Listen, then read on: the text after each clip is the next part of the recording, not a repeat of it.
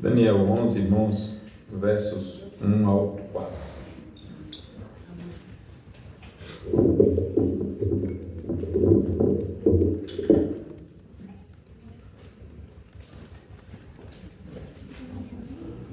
O tema de hoje é um poder sob o poder. Um poder sob. Você sabe que sob é uma preposição que significa abaixo. Sobre é acima, né? Viu, crianças? Sob é quando está embaixo. Sobre quando está em cima. Não, então é um poder indefinido. Pode ser o poder da igreja, pode ser o poder do Estado, poder político, poder econômico, poder da comunicação, poder cultural. Um poder indefinido sobre o único poder, debaixo do único poder. Nós vamos falar sobre isso. Falando então da soberania de Deus sobre os reinos da terra. Você prestou atenção no que nós cantamos, né? Deus é o Rei da Glória, Cristo é o Rei da Glória e Ele governa soberanamente. E eu gostaria de pastoralmente orientar que nós leiamos e ouçamos a voz do Senhor, reconhecendo essa mensagem é para mim, para nós todos, mas para mim, pessoalmente, cada um pensando assim. Porque você pode pensar assim, soberania de Deus sobre os governos, até uma criança sabe que Deus governa sobre tudo, aqui na igreja, eu concordo, até uma criança aqui na nossa igreja sabe desse tema. Mas você acha que Daniel não sabia? E nem por isso Deus deixou de ensinar essa lição a um homem naquela idade. Ele ensinou essa mesma lição que nós aprenderemos hoje, porque Ele conhece o nosso coração e Ele sabe até que nível está a nossa dependência. Muitas vezes a gente acha que já está dependendo 100% de Deus e quando menos espera, um nervosismo, uma agitação, uma ansiedade revela que não é? Então, para que nós descansemos no Senhor, Deus vai falar conosco. E se você pensar assim, eu não preciso aprender, você não vai se deixar ser ensinado, né? Vamos ler então juntos esses 4 versos de Daniel 11, versos 1 ao 4. Mas eu, no primeiro ano de Dario o Mede, me levantei para o fortalecer e animar. Agora eu te declararei a verdade. Eis que ainda 3 reis se levantarão na Pérsia, e o quarto será acumulado de grandes riquezas, mais do que todos, e tornado forte por suas riquezas, empregará tudo como o rei da Grécia. Depois se levantará um rei poderoso, que reinará com grande domínio e fará o que lhe aprover. Mas no auge do seu reinado, o seu reino será quebrado e repartido para os 4 ventos do céu, mas não para a sua posteridade, nem tampouco segundo o poder com o que reinou, porque o seu reino será arrancado e passará a outros fora de seus descendentes. Oremos, ilumine-nos, Senhor, pelo Teu Espírito, e ajude-nos a termos nossas disposições e pensamentos santos, que Te glorifiquem e que os nossos desejos, as nossas vontades, os nossos sentimentos sejam todos para o Senhor, para o Teu inteiro agrado, de maneira que ouçamos a Tua voz para vivermos por ela e que melhoremos daquele cristianismo que vivemos semana passada e nas semanas anteriores. Os pecados que ainda persistem em nós, ajude-nos e retire de nós por Tua palavra, porque Jesus já orou por nós dizendo, santifica-os na verdade, a Tua palavra é a verdade. Em nome de Cristo nós oramos, amém. Deus aceitar.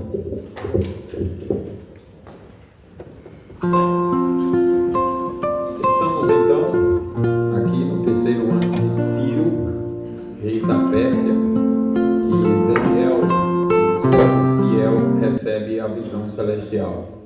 né, um anjo glorioso, o príncipe celestial, como é apresentado aqui. Fala-lhe de reis e impérios, de guerras e divisões, de tronos que se erguem e caem como folhas ao vento, mas acima de tudo ele revela um segredo eterno: o Deus dos céus reina soberano. É importante a gente situar aqui o tempo, irmãos, terceiro ano de Ciro, porque isso significa que o povo já está liberto do cativeiro babilônico. Os irmãos lembram que eles estavam na Babilônia e em 569 Ciro subjuga a Babilônia. Em 566, 3 anos depois, mais ou menos, ele está aqui, 89 e 86, aliás, ele está aqui agora nesse contexto. Daniel está nesse tempo. Então, o povo já estava fora da Babilônia há 3 anos aproximadamente. E por que essa informação é extremamente importante, Daniel traz para nós?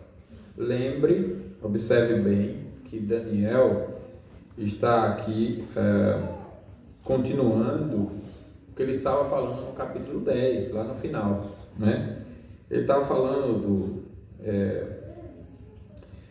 do anjo mensageiro que trouxe a mensagem para ele, estava falando do anjo Miguel que guerreou guerras espirituais para que o povo pudesse ser protegido e favorecido nesse período de libertação.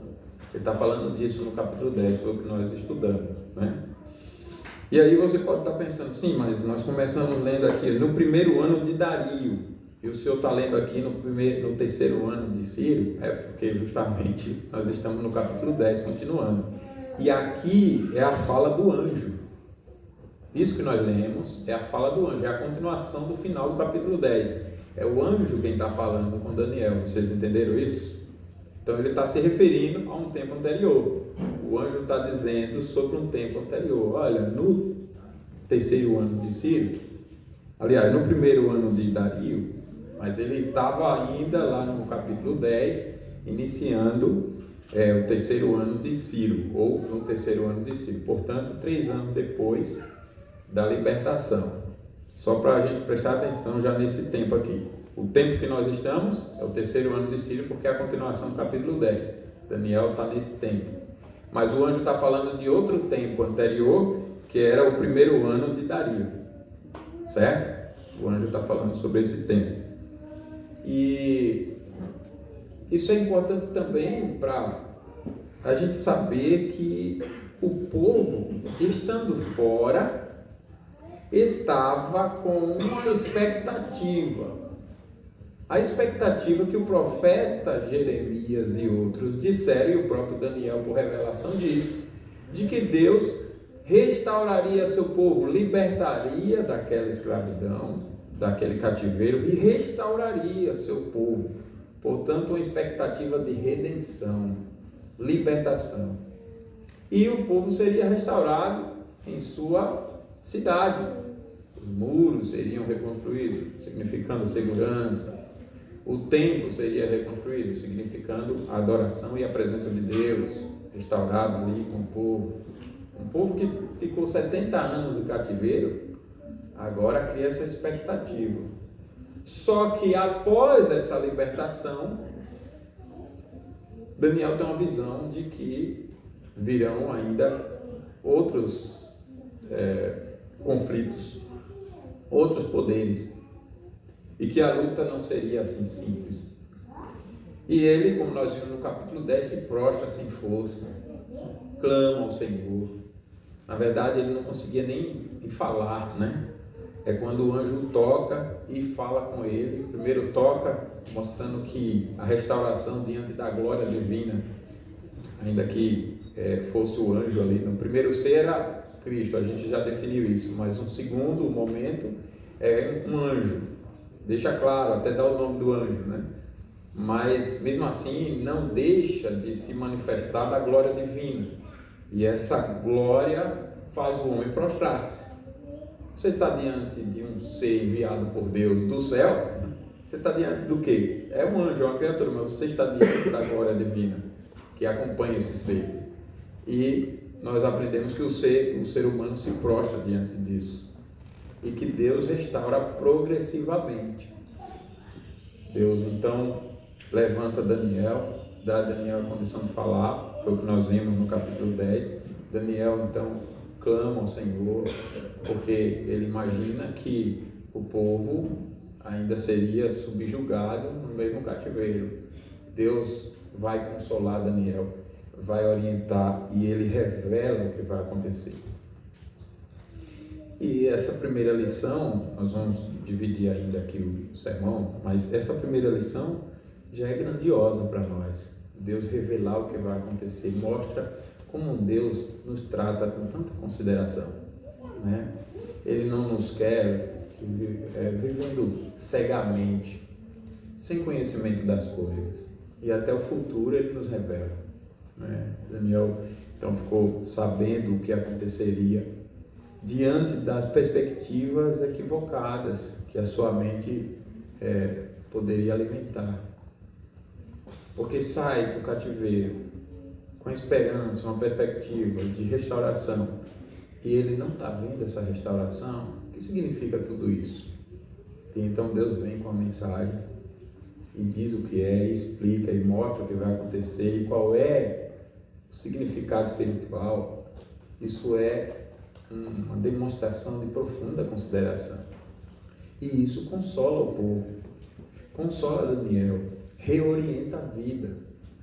Porque ele olha assim, ainda que aos meus olhos essa restauração não esteja como eu imaginei, mas ela está acontecendo porque a restauração da qual Deus está falando é outra. É espiritual e completa. Ela está em processo. Deus soberanamente está conduzindo. Isso, além da consideração, consola o coração. Porque você é reorientado a não olhar, não viver pelas perspectivas equivocadas de sua mente. Querer subjugar a relação com Deus aos seus sentidos. Visão, audição, paladar, olfato e tato. Você não se limita a isso. Você vai além do que os seus olhos podem ver. Porque Deus disse, né? A restauração completa é Jesus. Por isso que a gente tem o capítulo 11 falando desses reis e mostrando essa redenção progressiva, apenas representativa de uma redenção final. Aí o capítulo 12 é maravilhoso, irmãos. Como é maravilhoso, cheio de frases. Eu vou até destacar algumas hoje já, cheio de frases assim tão maravilhosas. Deus mostrando, virá uma redenção final. E é para essa redenção final que tudo isso está apontando. E é para lá que a gente deve olhar. E isso, Daniel, profeta, um homem bem preparado nas Escrituras, estava sendo agora por Deus reorientado, ensinado, explicado, né? Tendo a explicação de Deus ali, a revelação de Deus do seu mistério, para que Daniel tivesse o olhar correto diante de toda aquela circunstância e também transmitisse isso ao povo e o povo vivesse por essa perspectiva espiritual e não pelos que os olhos pudessem ver. Não obstante, Deus também age, nós vamos ver isso com relação às circunstâncias ali que o povo está passando diante de toda aquela guerra, aqueles reis que se levantam, tanto a situação presente quanto situações futuras.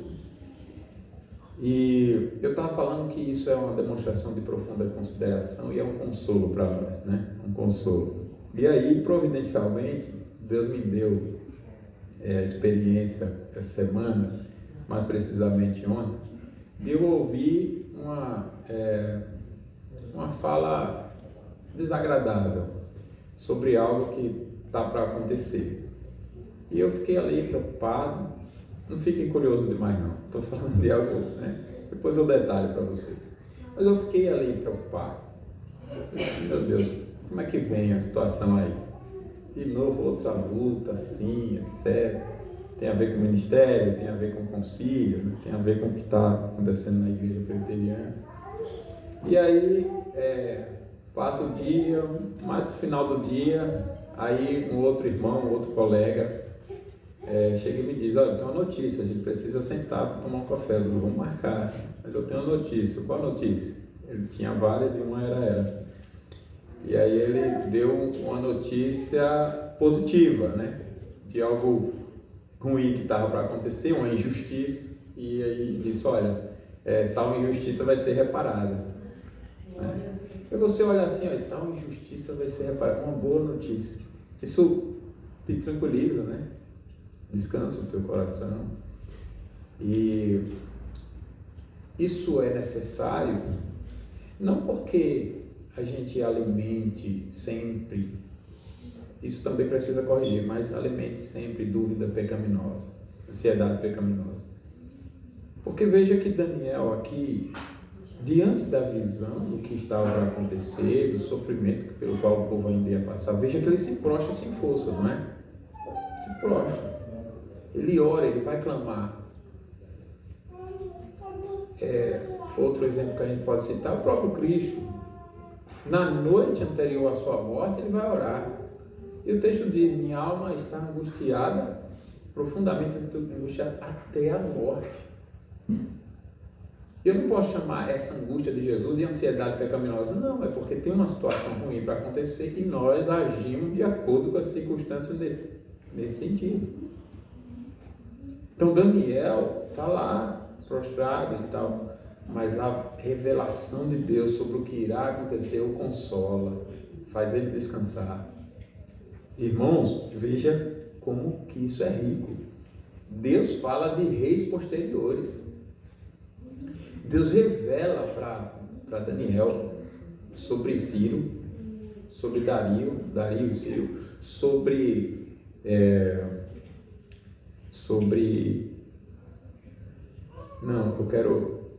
Epifânio, sobre Artaxerxes, ou Xerxes, sobre Alexandre o Grande. Quando a gente vai olhar a história, aí você vê que aconteceu exatamente isso. A Bíblia não precisa da história secular, mas a gente tem que, você lê a Bíblia e olha o mundo à sua volta, porque Deus está falando sobre esse mundo. É nisso que eu estou falando.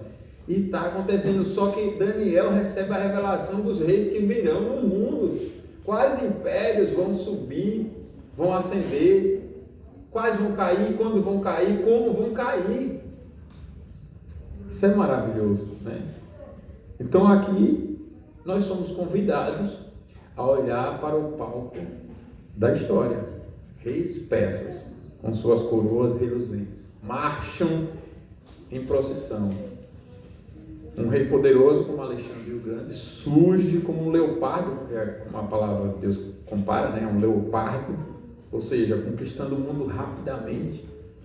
E em um piscar de olhos, com a mesma rapidez, por isso o leopardo, com que ele acende, ele também cai, é despedaçado, dividido entre generais que lutam como cães famintos. Mas quem move, irmãos? Quem é que move essas peças do tabuleiro sem violentar a vontade humana? Quem levanta reis e depois os faz tombar? É o Senhor dos Exércitos, o Rei dos Reis, que diz, eu sou o Alfa e o Ômega, o princípio e o fim. E nós precisamos olhar para essa realidade, crer nessa realidade, confiar e depender dela. A palavra final não está nos reis que são levantados por Deus, mas está no Deus que os levanta. Os levanta para os abater. E eles não sabem, muitas vezes, não têm ideia, por isso que falam tão arrogantemente. Como o atual presidente aqui do Brasil, vai lá na China e fala um monte de coisa, de bobagem. Aí volta e fala outra bobagem toda. Eu quero controlar a comunicação toda. Você não controla nem sua vida, rapaz. Tua mulher está mandando em você. Está aí como comandado pelo sistema. Totalmente no comando do sistema para fazer o que o sistema quer. Agora Deus não. Deus controla tudo e todos. Ele levanta e ele abate.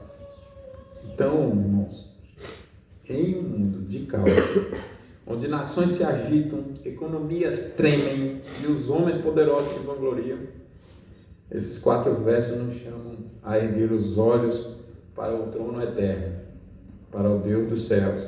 E nós vamos meditar hoje em 3 verdades, 3 pontos.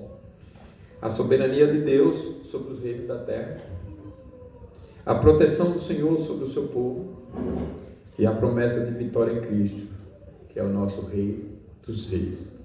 E que o Espírito Santo então nos ilumine os nossos corações para aplicarmos essas verdades aos nossos dias. Se nós não temos vivido fielmente essa realidade, nós precisamos reconhecer. Por exemplo, quando diante de circunstâncias difíceis, de repente, aqui tem quem viva do comércio, e muitas vezes nós somos tentados a não sermos honestos em alguma medida. Quando a gente não olha para Deus governando, a gente vai querer ir na desonestidade mesmo. Se eu não for assim, não vai ter jeito, então todo mundo faz, eu vou fazer. Então, mas não é assim. Isso é sinal de que eu não confio na soberania de Deus. Todo mundo faz, porque não quer Deus. Mas eu vou fazer do jeito de Deus, porque eu sou de Deus. Deus proverá, né? Eu confio no Senhor, eu não vou mentir. Eu não vou ser infiel, eu não vou ser desonesto, eu não vou ser adúltero. Adúltero não é só uma palavra aplicada às relações íntimas, né? Adúltero. Não vou adulterar um documento, não vou adulterar uma situação, nada. Eu vou ser honesto, fiel em tudo. Porque eu confio na soberania de Deus sobre todas as coisas. Eu confio que Deus protege o seu povo. Olhai para as aves do céu, não semeiam, não colhem, nem ajuntam em celeiro, contudo o vosso Pai Celeste as alimenta. Olhai para o lírio do campo, nem Salomão com toda a sua glória se vestiu como qualquer dele. Se Deus faz assim com as aves, com a criação, quanto mais a vocês não valem mais para Ele, que deu seu Filho, muito mais valemos. Não o valor nosso, o que Ele mesmo deu, e é para esse valor que nós devemos olhar. Não valeis vós? Portanto, não estejais ansiosos pelo que haver de comer, beber, vestir, porque é Deus que cuida das nossas vidas. É Deus que cuida da nossa vida.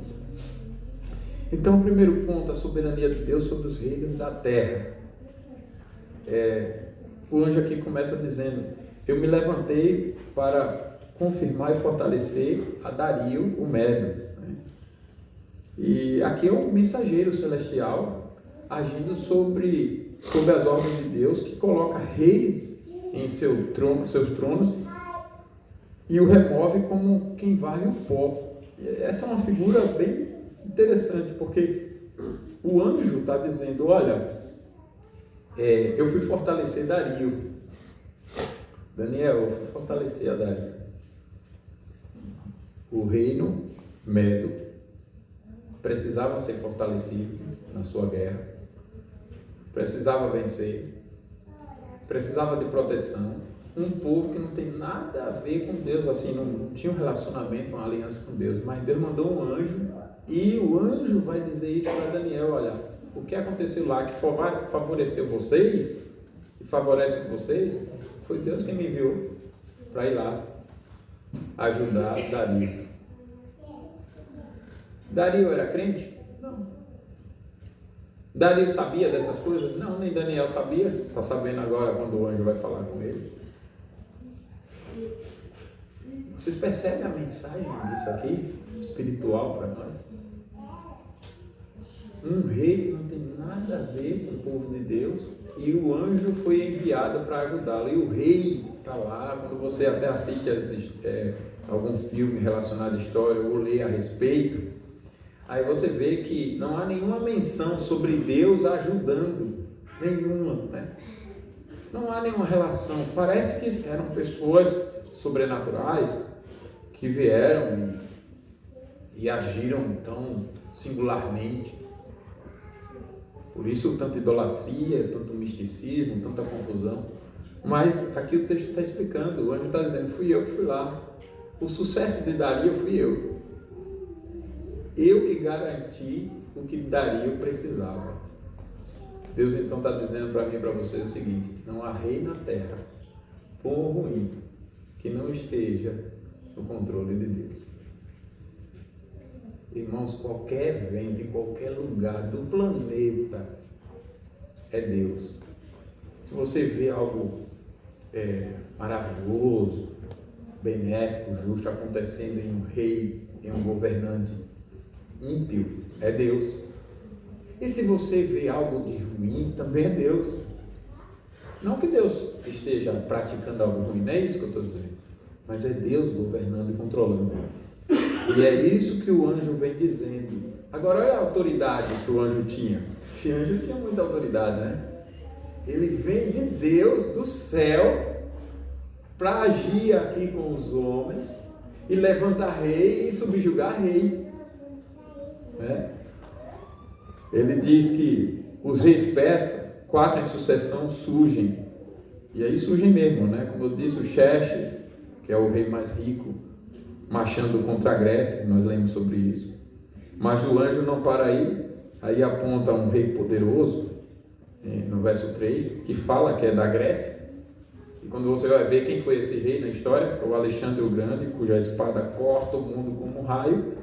Contudo, no auge de sua glória, seu império é despedaçado e dividido em 4, sem deixar herdeiros para o seu trono, e ele é subjugado. Irmãos, que imagem maravilhosa tudo isso, né? É como se nós estivéssemos vendo um grande navio vencendo ondas tempestuosas terríveis pelos mares, e aí o capitão está cheio de si, como aquele episódio do Titanic, né?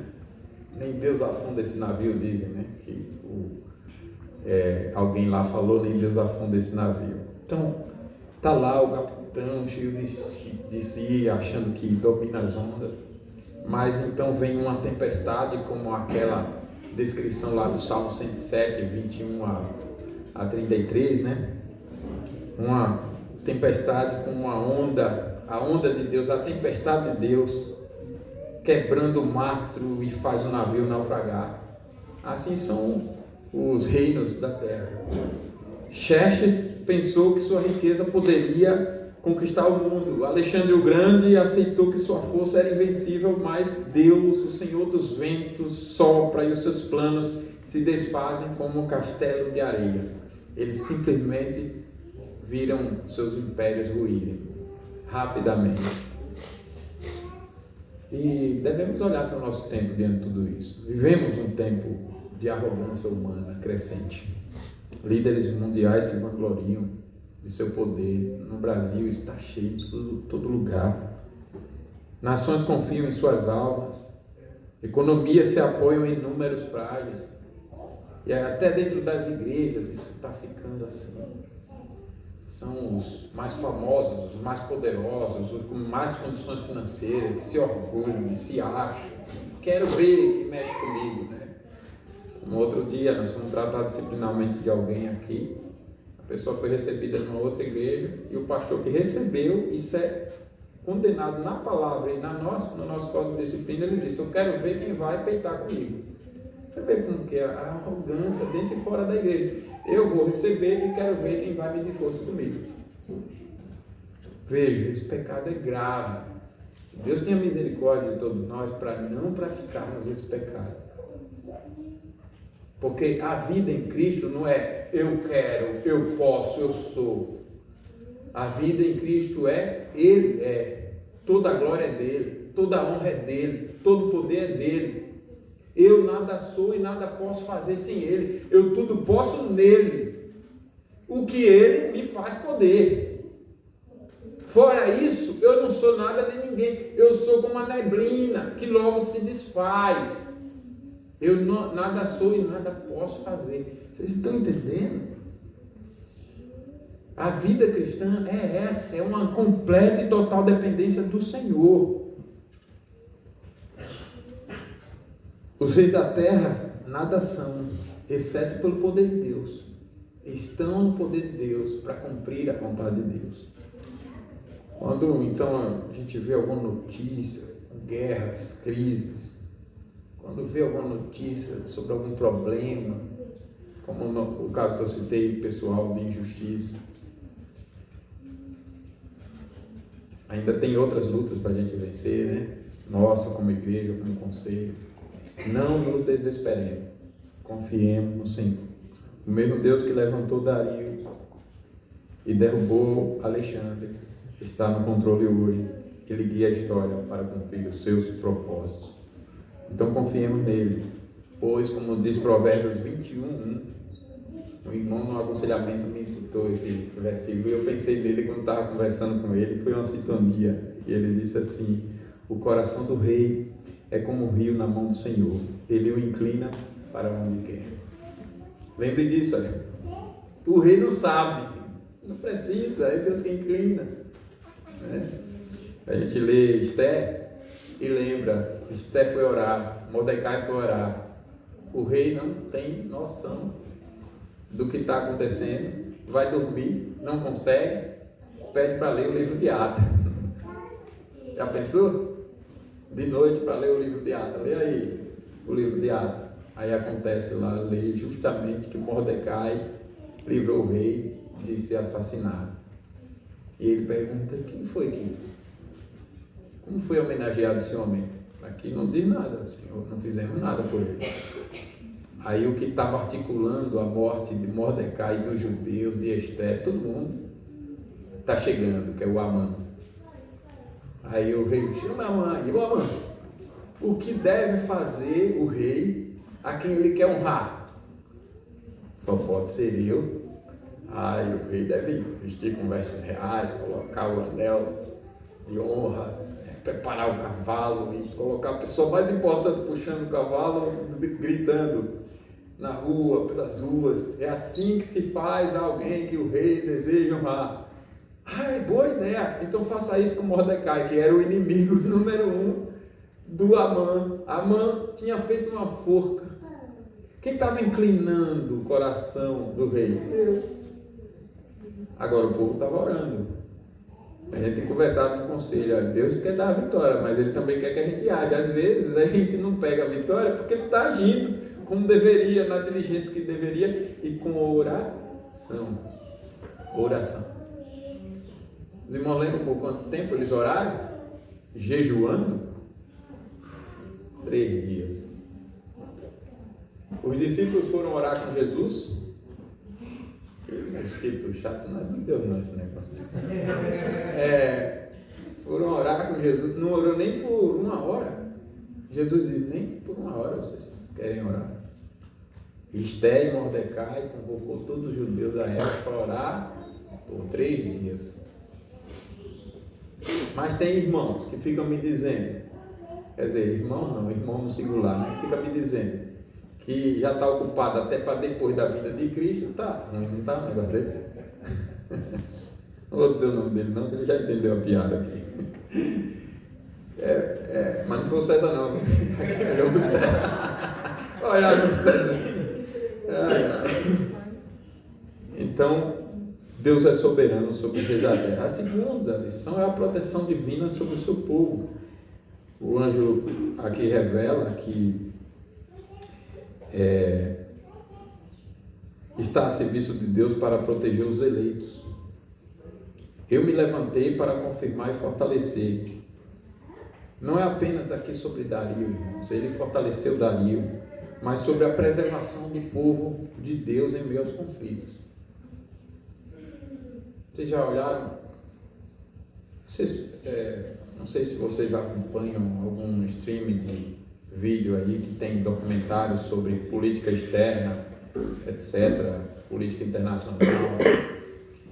Vocês já olharam a estrutura política dos países ditadores? Eles estão se fortalecendo, né? Se unindo, se fortalecendo.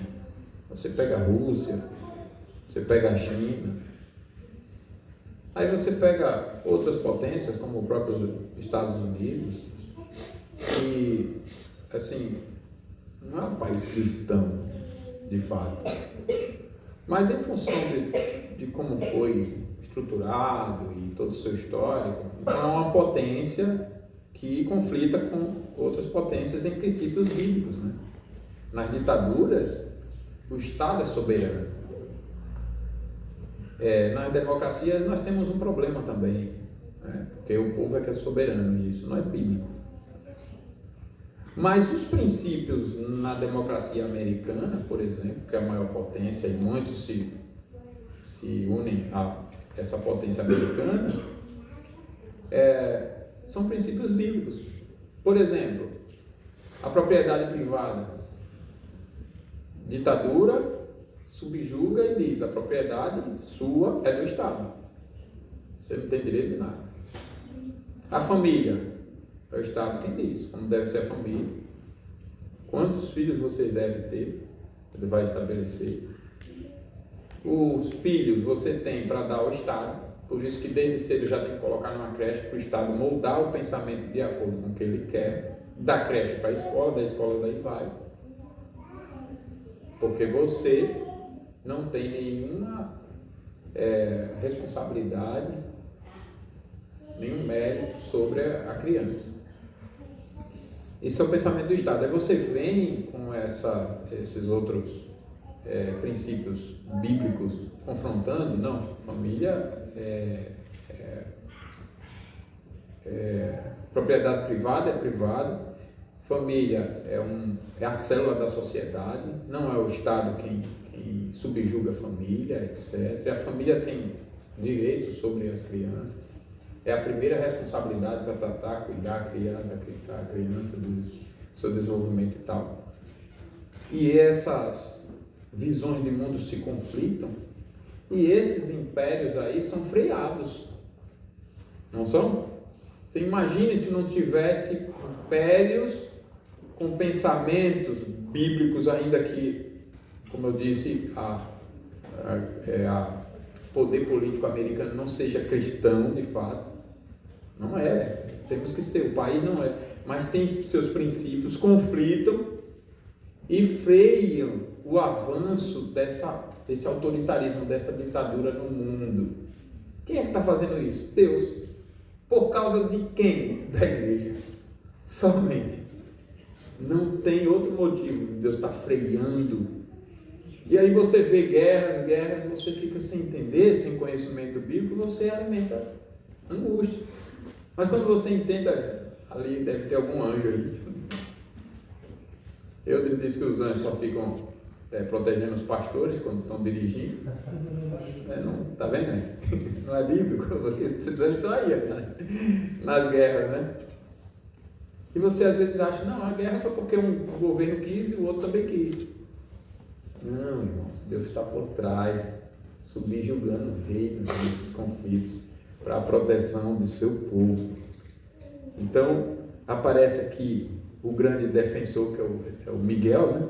No capítulo 10, e que nos aponta para a realidade espiritual que nós temos o Rei dos Reis como defensor. Jesus disse: eis que estarei convosco todos os dias até a consumação do século.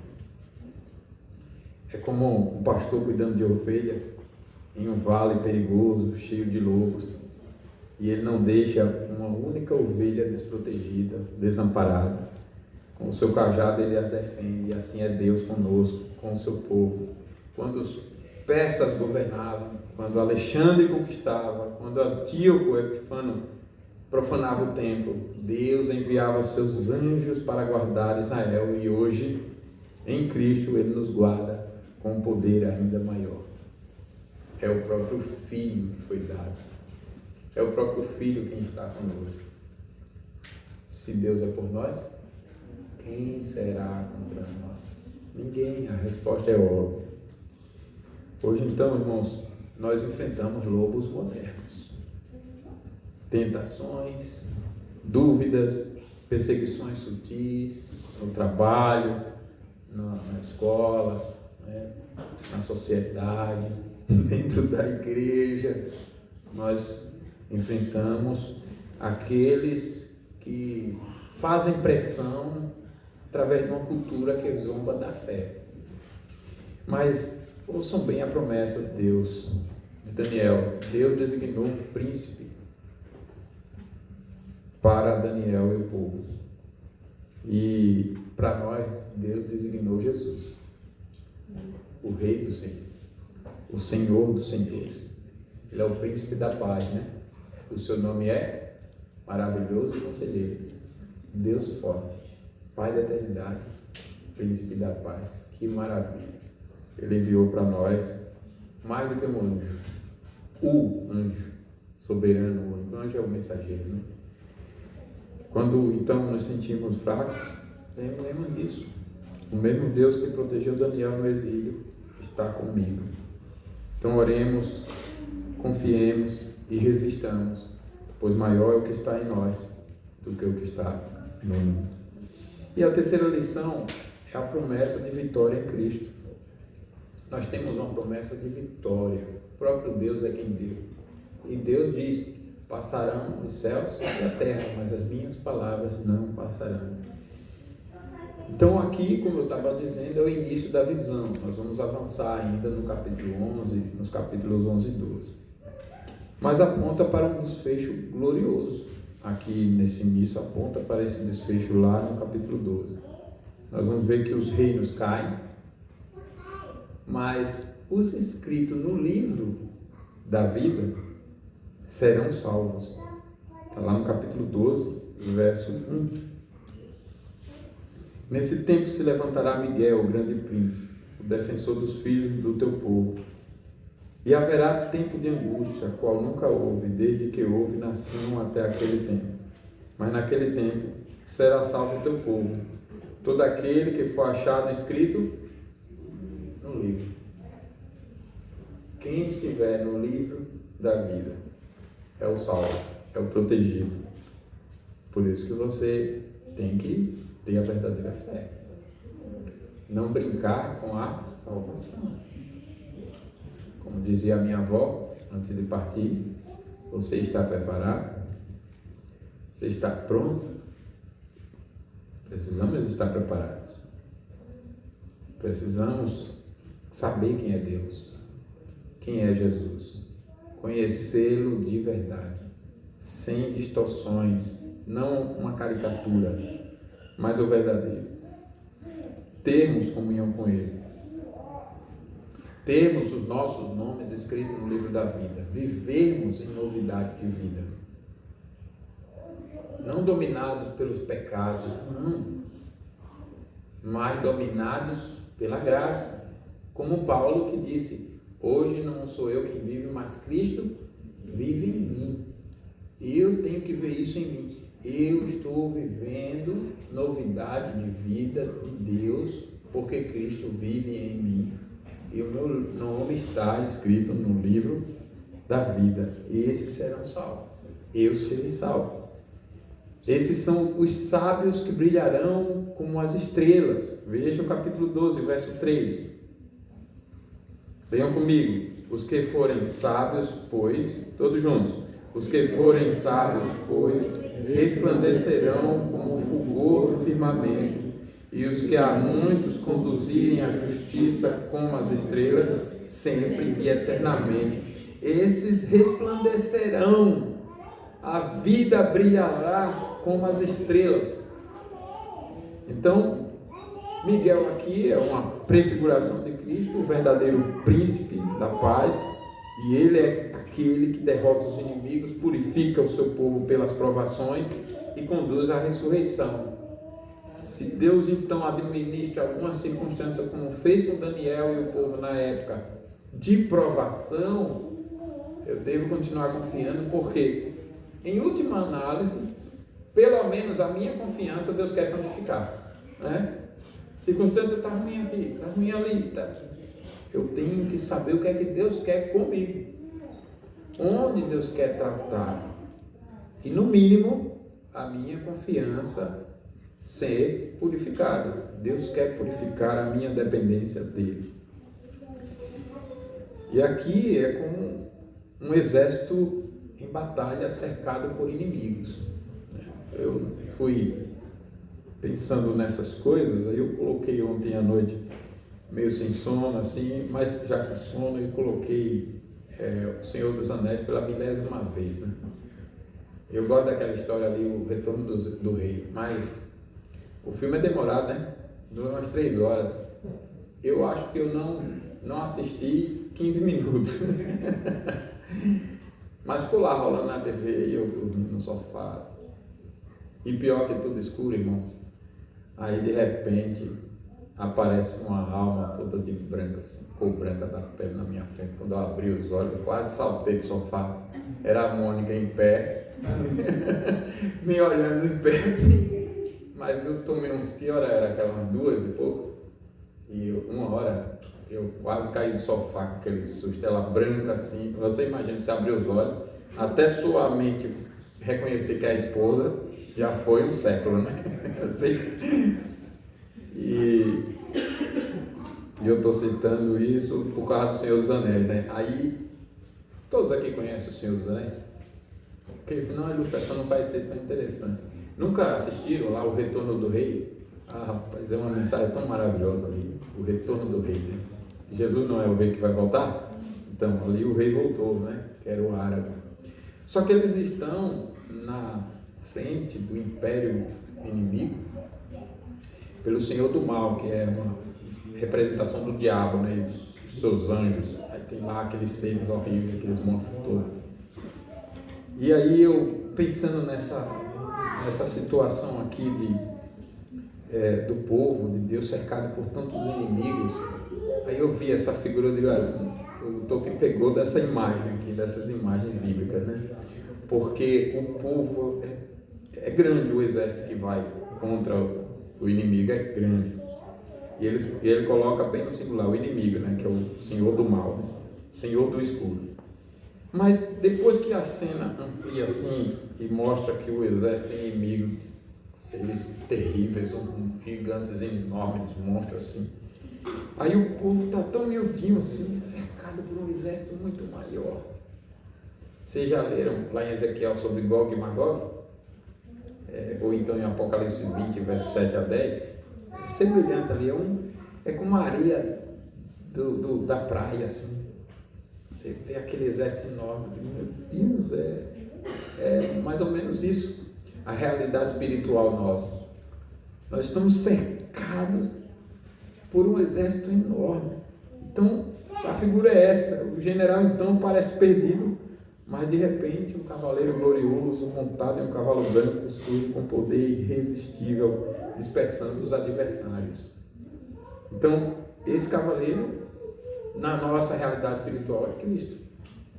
Ele é o cavaleiro montado num cavalo branco que vem, né, nos defendendo, que está na nossa frente, que é o Senhor da batalha, que é forte em poder, para quem nós devemos abrir as portas para que Ele entre gloriosamente, e cantemos a Ele eternamente. Então, Epifânio, que foi um rei histórico a respeito de quem a profecia, a revelação anunciou, né, é um tipo de anticristo.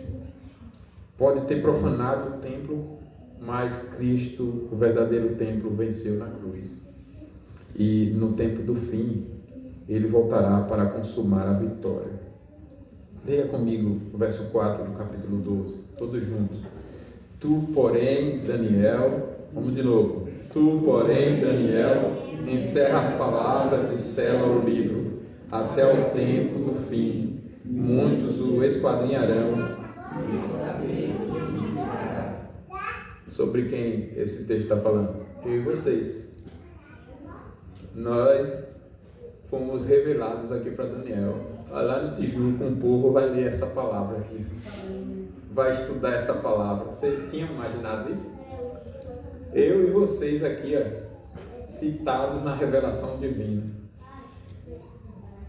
Estamos lendo o livro, conhecendo essa história que não conhecíamos, conhecendo a verdade de Deus a respeito da nossa salvação, da vitória de Cristo, da guerra espiritual. E tudo isso porque Deus nos trata, não porque merecemos, mas em altíssima conta. E porque Ele quer nos consolar. orientando a nossa trajetória, a nossa jornada, para que caminhemos sem desesperos pecaminosos. Ainda que muitas vezes, como Daniel, em nossa fraqueza, assumindo a fraqueza, pedindo: Senhor, me sustente, me ajude, onde eu estou enxergando de maneira errada, interpretando de maneira errada, onde eu não estou me permitindo ser purificado na minha dependência do Senhor, me purifique, me ajude, mas vivemos todos orientados por Deus, consolados por Ele, certos de sua presença, certos de seu governo, dependentes desse governo, não achando que o meu pecado, nem o pecado dos outros, nem os homens perversos têm a palavra final. Pelo contrário, quando eu não acho isso, eu atuo, eu sou ativo, eu não cruzo os braços, eu não me escondo, eu não fujo, eu sou ativo, mas confiando na palavra de Deus. Vivemos hoje um mundo que parece dominado por anticristos modernos, né? Ideologias que negam Deus, como nós estudamos com o pastor Ismael, né? Culturas que ridicularizam a verdade, tentações que seduzem os corações nas mais diversas áreas, a corrupção da igreja em todos os níveis, em tudo quanto é área,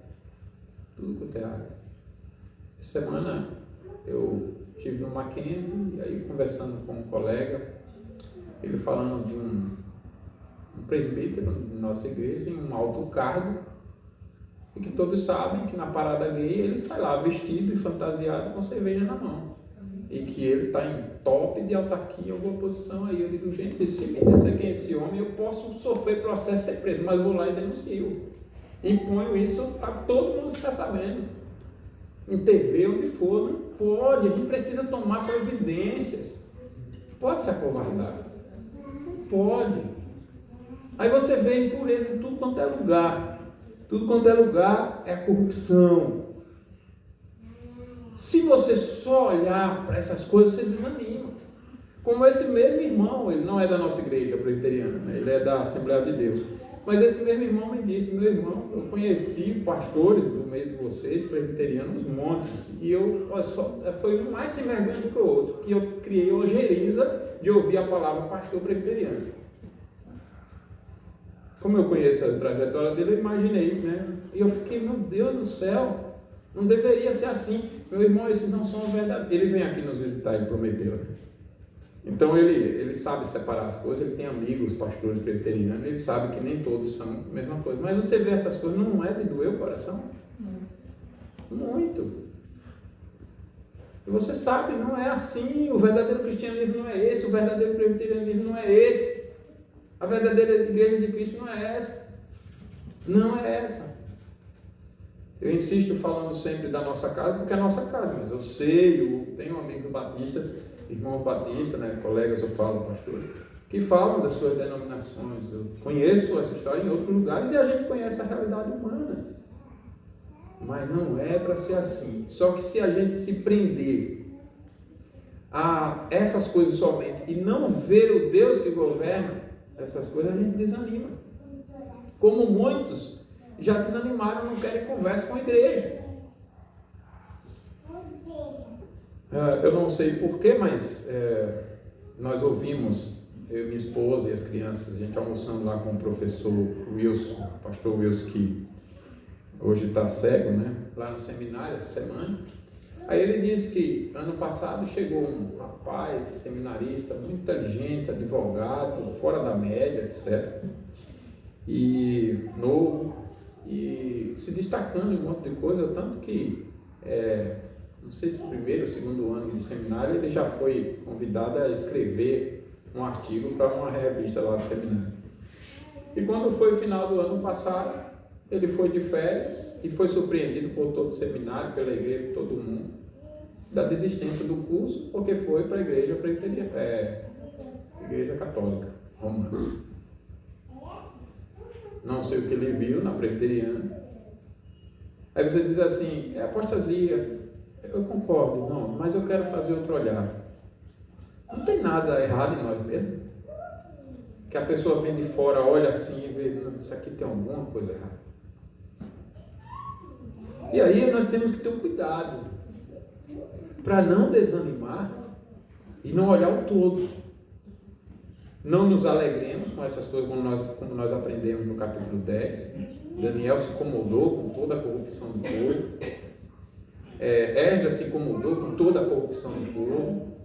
Então nós não devemos ficar insensíveis. Mas por outro lado, não devemos desanimar. É Deus que controla o tempo final. Eu muito angustiado, já tem uns dias, uns meses. Aí conversando com um colega, ele disse, eu lembrei dessa frase essa semana, por isso que eu estou citando. Ele disse assim, eu falei um monte, né? Eu desabafei assim, meu irmão, a situação é essa, e aquela, e assim, e desse jeito e daquele.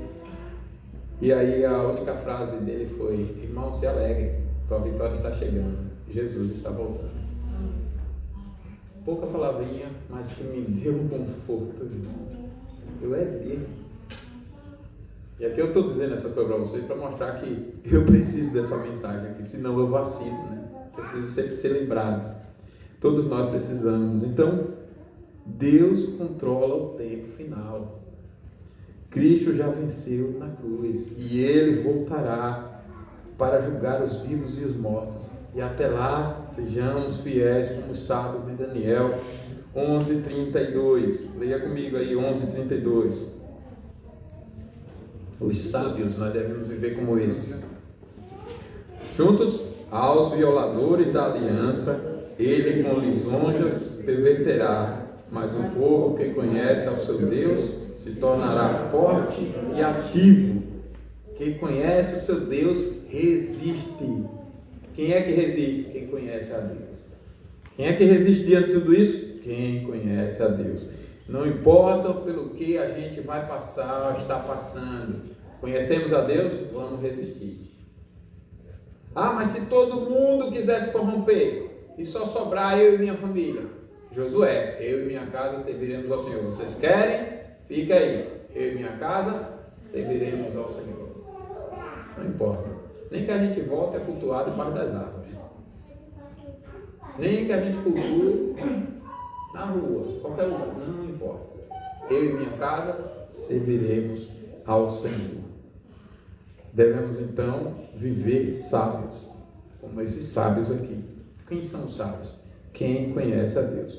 Vivamos então para a glória de Deus, compartilhemos o Evangelho e saibamos que a nossa recompensa está aguardada.